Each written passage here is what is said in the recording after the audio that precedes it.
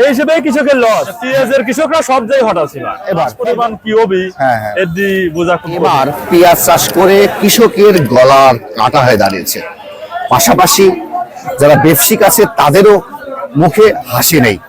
দর্শক, অবস্থান করছি পাবনা জেলার সাথে উপজেলার ধলাউড়ি পেঁয়াজের পাইকারি হাট। আপনার সাথে থাকুন। আজকে বাজার পরিস্থিতি কেমন, কেমন যাচ্ছে, ভবিষ্যতে কেমন যেতে পারে বা কৃষকরা কেমন আছে সেই বিষয়ে আমরা তুলে ধরবো আজকের প্রতিবেদনটি।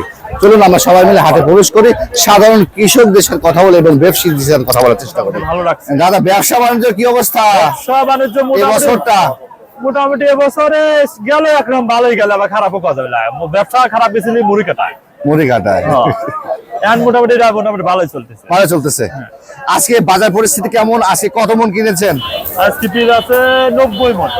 আজকে 90 মন, এই যে পুরা 90 মন। আজকে কত গেল লাল আপেল? লাল আপেল গেল 1900, 2000, 2100 আছে। 2100 টাকা বাজার আছে। আমরা কিনছি 1900, 1950 বেশি। গতকাল কেমন ছিল বাজার? ছিল এক সেম বাজার ছিল 1900, 1950।